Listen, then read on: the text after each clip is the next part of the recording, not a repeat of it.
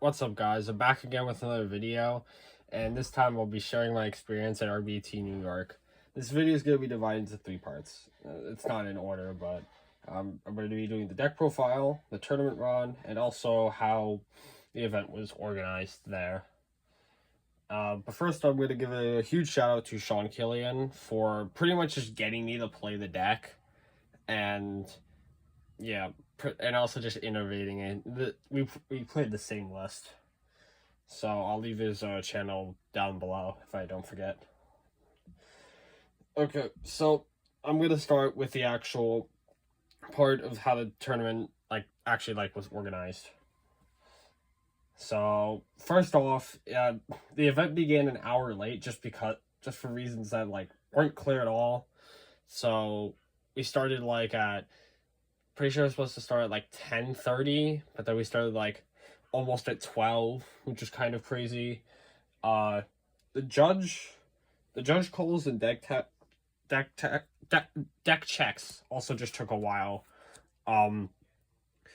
Because we're always going to time, and there was also so much time in between rounds. It was crazy. And also I sat next to someone during a deck check at round 3, and it took so long. I finished my match before the deck check was done, which is kind of insane. And one other thing, well, I mean, it's not the last thing, but the seats were also very cramped, and the judges said after the lunch break, which I think was after round 3, that they were gonna move. They were gonna give us extra space, but no, they did. They never did. So that was extremely annoying. And just, oh yeah, there was also oh yeah, I talked about the breaks already and stuff. So also after round 4, which was, mind you, 5 hours in, I didn't remember the exact time. I checked the stream. So yeah, that's an absurdly long time for 4 rounds. I learned that the judges were actually watching me, or me specifically, because one of them had said to keep an eye on me specifically. So I don't know if it was because I'm the youngest person there, and I'm pretty sure I was doing okay at the time. I think I lost round 2, and I won every other round besides that. And I was playing Chamberlain, which, I mean, you can't see from here, but there are Chamberlain cards in here. Not that you wouldn't know that. So yeah. So I don't know if it was one or the other, or maybe both. But I also asked one of the judges as well, and they said yeah, that definitely they were told that. So that was kind of annoying. But you know what's actually crazy is that they didn't have to watch me. They should have been watching me, because I never had a judge call or went into time. So I don't know why. It's kind of crazy if it was just because I was playing Chamberlain. And one more thing. So because this tournament was so long, it actually ended up finishing at like almost 3 a.m. People were also joking around it, saying that RBET McDonald's was gonna look a lot nicer as the venue was gonna close at like 11 or 12 or whatever. And just wanted to share this just so I want this to be more organized, because it was just really disappointing. It was an event I was looking to literally at the start of the year. I knew I was going, even though I didn't sign up till a while later. It's just very annoying. So I hope that it can be done a bit better, so the events just can be more fun. Even though I enjoyed it a bit, it kind of just brought it down for me. And if there's anything I didn't cover, the restriction of bringing outside food, I felt airport security when you got there, when they were checking your bags and stuff. It was kind of crazy. So be mindful of that. You're supposed to kind of get food at the venue, which I didn't know, but it was fine. It didn't matter that much for me. So I'll make a follow-up, I guess, if if there's anything else to cover, but I don't think there is. And also, it's been so long since the events, and so I don't think people are gonna really like remember it all. Okay, so we'll just do the deck profile now for the chamber deck I played. I and we'll get to that tournament run after. So obviously I didn't top, but I got kind of close. So starting off, we'll just have 3 Battle Fader, 1 Lava Golem, 1 Morphing Jar, and 1 Cyber Valley. So it would be a bit weird seeing 1 Valley in the deck, but and it was actually at a point where we weren't gonna actually play any at all, just because it's like it's not the greatest card. It loses to like removal, and it like giving you the draw 2 solid, but you also need it with the fader to be good. And just normal summoning it is super weak, as it's just gonna like get Caius or Briode or whatever. So yeah, the reason why we wanted this is because it was like one of the last 3 slots in the main deck. This, Jar, and Scapegoat once we get to the spells. And it also just beats Lad, which we wanted to have a game plan for, because on one of the last tournaments me and Shaw went to, he played against Frog deck with Lad, and it was really tough because we weren't on any valleys at all. So yeah, so we so we also had like more on the side, I guess, as well. Okay, moving on. Oh yeah, also Lava Golem, the one of Lava Golem was perfect, because just every time I saw it, it was a good card. So like I never really drew it when my opponent had like a vanities or anything. And Jar, it may be weird to not include Jar, but it's just really good going first. But the same thing with Valley, that it just loses to a lot of removal going second. So that's why it's not the greatest, but it is more of a blowout. So like has more of an argument to be played in main. Spells, Goat, Chain Strike. So Goat works really well with the Valley, obviously. And it's also a decent stall card. So if you don't run into anything like Blackwing specifically, it can sometimes stall multiple battle phases, just because if your opponent's not committing very many monsters to the field because they're just desserts, you can be very solid in that regard. And Chain Strike is an insane card. Just having 2 of this is so cracked. Like, especially like if you draw both, it could use both and do like over like 4,000 damage with those 2 alone. It's really strong. And then moving on to the traps, well, draw traps, we have 3 Yada, 3 Jar, 3 Accumulated, 3 Reckless. So we are playing 3 Yada and 3 Jar because these are kind of like the starters in your deck.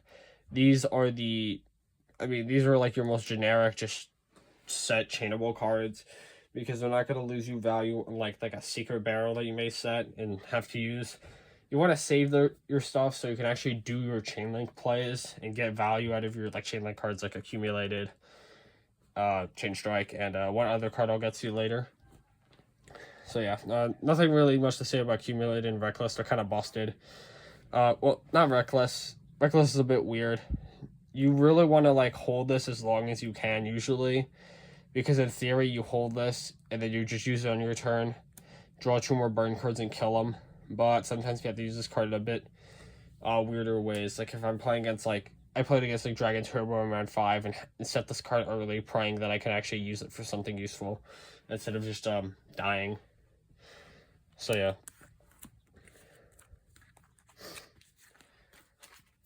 Moving on to just burn traps, not any kind of like stall cards.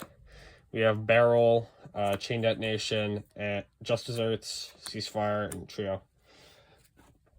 So what Chain Detonation does is it inflicts 500 to the opponent, and if it's used as Chain Link 2 or 3, it gets shuffled into deck, and if it's used as Chain Link 4 or higher, it goes to the hand. So this is pretty much an extra chainable you can use, and it's like really good, especially like when you have 2 of these in rotation. It's super insane, as you're just getting 2 cards back for free, and it's doing a bunch of damage. It's really good. It's always been strong in this deck. Like every time I've played it and drawn it, it's one of the cards I really want to see. I mean, there's a lot of cards in this deck I really want to see. I mean, just not in multiples, I guess. Just Desserts is sometimes when your opponent does not know what you're doing, it's like infinitely better, because The opponent just doesn't know what to do, and they just commit a bunch of monsters to the field and try to kill you super quickly, but they just get blown up by just certs. And then Trio makes it more insane. And Barrel is like one of like your best burn cards because it's like super consistent at doing like decent damage. And if your opponents just draw and passing, you're just gonna get huge damage off of this, like getting like over 2k, which can really be extremely helpful at closing out games. And then for the final burn card, well, burn stall technically, is we have 3D wall, 1 cylinder, 2 T-Roar, and 2 Oboku. So basically, playing 3D wall was definitely correct for this event, as pretty much no one knew how to play against Chain-Burn at all. So you just really get to capitalize on your opponent swinging in with like a big guy, or at least a decently big guy, just getting massive damage off of it. Just kind of solid. It definitely makes games a lot easier to win. And then just 2 T-Roar, 2 Woboku. You don't want to always like see too many. Sorry, you usually don't want to see too many of these cards, as like it can be like bricky. I mean, it's never really like bad to see them in multiples, as it's gonna give you an extra like draw step, like if you're like kind of low, which is kind of nice. I mean, it's not like Valley where you're literally getting a draw and your draw phase, but still really strong. And then for side, I'm just gonna show off the cards that I actually like mostly put in, and I guess I did talk about like the Valleys. We have 3 Sirocco, Heavy, MWT, and Space. So Sirocco was just really crazy when I played against Blackwing and Vayu. I'm pretty sure I played against one of each. Or just like normal Sirocco just does super damage because the opponent's like siding at like D prisons and maybe bottomless, if like depending on if they see like Lava Golem or not. So it was really strong all day, like when I did put it in. And then we have the back removal. I don't know if I gotta use it once effectively against Dragon Turbo, but we'll get to the Dragon Turbo one, but I messed up in that one like pretty badly. So yeah, you kind of need these to actually help deal with the Kree. Heavy can also help deal with like Icarus and the Blackwing matchup, just without having like to target a specific one, which with the Kree you can usually use something that targets because it's only gonna well, you're just gonna be able to just pop that one card and then have to flip it. MWT. This card does is it needs to be used as Chain Link 3 or higher to destroy a spell trap on field. It does not target, so it gets around like Amaryllis Titanial deck. Pretty cool. Oh, I forgot to mention with a Chain Detonation, it does not have the you cannot use multiple names in the Chain Link. So it makes that card like infinitely better. So I should have mentioned that before. Sorry about that. And this is the rest of the side deck. You'll probably see this eventually. I don't know. I don't think anyone's gonna post my list. They even have it. So yeah. So that's it for the side. So for the actual matchups that I had played against, round 1 it was against Diva Hero. It was just a 2-0. Nothing really happened. My opponent didn't really know how to play in the chamber and super well, so it went by pretty easily. And then round 2 I lost to Flamvel. So basically happened is I won game 1. My opponent was on like breakers, compulses. They had like a lot of back row, so like they were also triggering my Morphing Jar Book of Moon after I already used it. Definitely interesting. Like when I had like a couple extra cards in hand, they were able to just like flip down my jar, flip it up, and like make some cards out of my hand to draw a lot because they were setting that much back row. And then game 2, so I'm about to kill him, and then he just goes flip Decree on me. And he was playing like a lot of back row. He kept setting at least 3 cards, or at least in game 1 he set a bunch of cards, and game 2 he did set like a couple as well. So I was like, what the hell is happening? And then I lose to that because I went in draw phase to go for burn cards, when I could have waited and just let him attack and then D-wall and then chain my stuff and then potentially went off that. But, like, I wasn't planning around Decree because I didn't think my opponent had it. And in game 3, I draw my opening hand. I see an out to Decree. I'm like, nice. My opponent does Decree me. It's fine. I have the out. And then they summon Jinzo. Yeah, they were also saying before that they always play against, like, the burn player. And they just were super duper prepared for it for, like, no reason at all. And, yeah, I can't beat Jinzo. He did have another monster on field, so theoretically, if I drew Lava Golem, I was back in the game, but I did not. So round 3, before the lunch break, I 2-0'd Uriah. Yeah, that was very interesting. I had no clue what was going on, so my opponent summoned a Uriah. That flipped, like, Annie's spell, which... 3 spells in the deck doesn't do anything. So, yeah.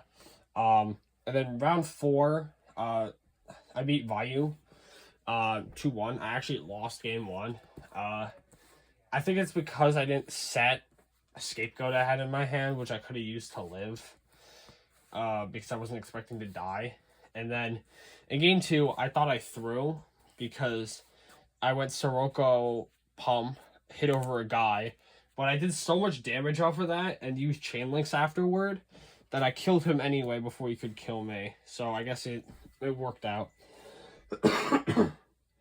And then game 3, I just chain burn him and win. Round 5, Dragon Turbo. So surprisingly, I win game 1 because he isn't able to go all the way off. He recklesses and just doesn't find anything. So, like, he skips 2 draws and Lava Golem. I'm able to Lava Golem him and it does like 3k damage, which is kind of insane. Game 2, I think I just lose to Decree. And in game 3, I get Decreed, but I had the out, so I just use that. But then what happened is I miscouched. Well, I didn't miscount. I had like life written down and stuff. I just thought he was at 4,000 and at 4,500. So I go for a big burn play and it's only 43. And if I just waited one more turn or for him to activate any card or effect, I would win because I'd get either extra chain strike damage or I'd get an extra secret barrel damage, which would be lethal. So big mess up on my part, and I think it's like one of at least 2 or 3 mistakes I made throughout the entire tournament, and those can just lose you matches with this deck. This deck is not that easy to play, as much as I like to think it is, because I'm a bad player and just want to do well. So, yeah. So round 6, I just 2-0 Machina. It was a surprisingly easy match just for how late on it was, just because that was X2, which I could top if I won the next few rounds, because it was 8 rounds. And round 7, I play against Fraser Smith, who's on Blackwing. So, yeah, I'm pretty sure game 1 I misplayed, which I also lost game 1, where I lava goaled him, but he had like a full field, because I trioed him when he had like a Kalut and a Shura. And yeah, I freed up his board space for no reason, and he had back row, so like I could have just red hit up bottomless. And yeah, that could have costed me, but I can't remember the exact match to know if it really did. And then game 2, Sirocco comes in crazy. In game 3, he flips like Raikou on me, and the Raikou didn't really matter. I had set a jar, so I just flipped jar and just draw a card. But what's important about it is later on he's able to go Blizz, summon back a Kalut, which he'd just sent with a Vayu, because I Sirocco him again, and he uses the Kalut to like take less damage because his Vayu would still die. So then he's able to go Blizz on the Kalut, and then synchro all 3 off for Black Rose to nuke my board. And I had set all 3 back row, including like a D-wall, which I shouldn't have set that D-wall. If I don't set that D-wall, hold it in hand, Black Rose is my field. He then went summon Kalut, summon Bora, and if I D-wall on the Bora, it's just game. So yeah, that's pretty much it for the entire tournament. Make sure it's better organized. Chamber and best deck. Bye.